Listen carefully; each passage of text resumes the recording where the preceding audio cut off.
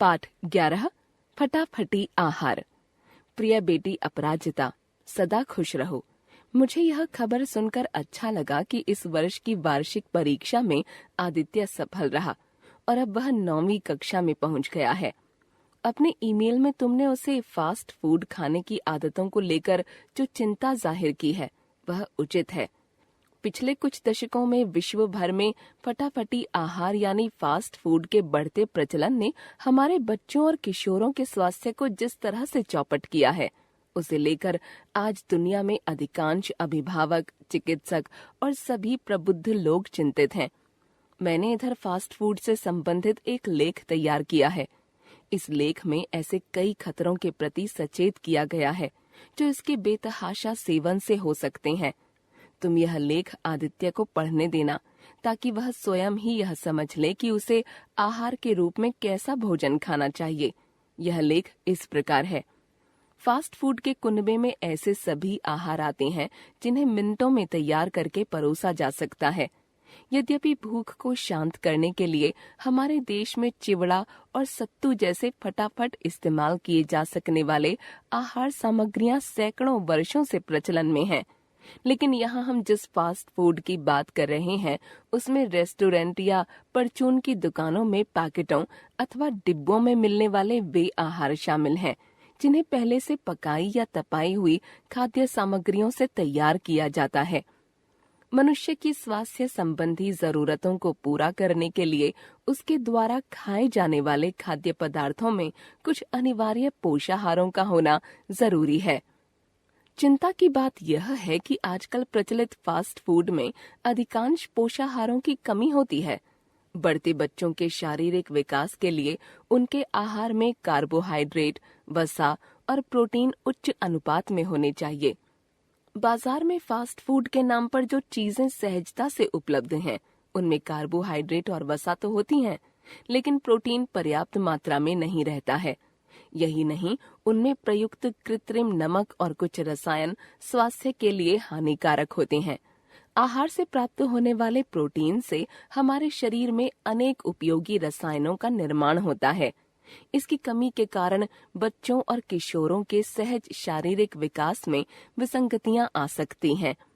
हमारे देश में आधुनिक फास्ट फूड से सामान्य लोगों का परिचय वर्ष 1982 में तब हुआ जब चंद मिनटों में तैयार होने वाले नूडल्स बाजार में आए। धीरे धीरे इस सूची में French fry, chowmein, burger, pizza, pasta जैसे उत्पाद शामिल होते गए। आजकल बच्चों और किशोरों में फास्ट फूड के प्रति तेजी से लगाव बढ़ रहा है।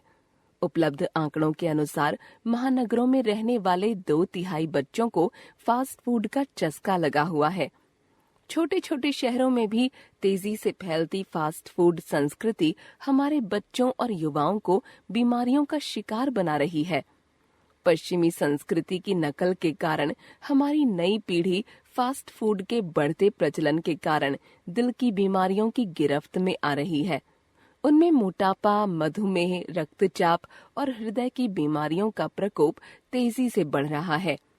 युवा पीढ़ी में बर्गर, पिज्जा, चॉकलेट, आइसक्रीम तथा चाउमीन जैसी चीजों के प्रति बढ़ता लगाव उनकी सेहत को चौपट कर रहा है।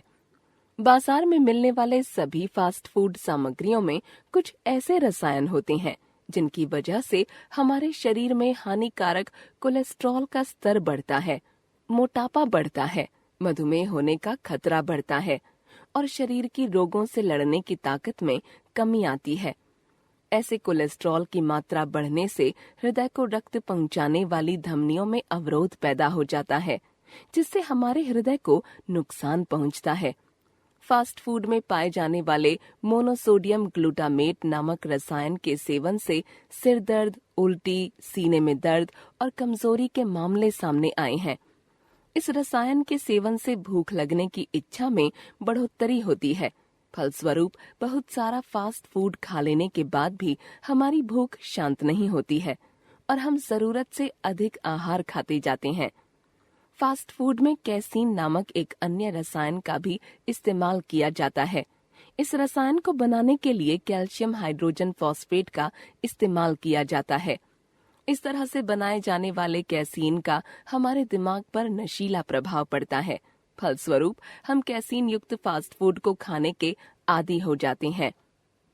वास्तव में यदा कदा फास्ट फूड के सेवन से कोई इनके मकड़ जाल में नहीं फंसता है, लेकिन यदि किसी कारणवश कोई इसका निरंतर सेवन करता है तो फिर वह इनका आदी हो जाता है। बाद में ऐसे बच्चे और किशोर घरों में बनने वाले स्वस्थ और परंपरागत भोजन देखकर नाक भौं सिकोड़ने लगते हैं। यह देखा गया है कि कई अभिभावक स्वयं ही अपने बच्चों को फास्ट फूड देते हैं। जब ये बच्चे उसके आदी हो जाते हैं या ऐसे बच्चों और किशोरों के स्वास्थ्य पर उसका बुरा प्रभाव दिखने लगता है, तब वे अपनी गलती पर पछताते नजर आते हैं। हम अभिभावकों को यह याद रखने की जरूरत है कि बचपन से ही हम बच्चों के खान-पान के प्रति सजग रहें।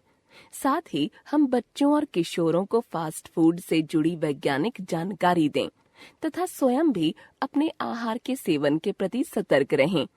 शेष फिर कभी। आदित्य और अजितेश को बहुत बहुत प्यार। तुम्हारे पिता सुभाष चंद्र लखेड़ा।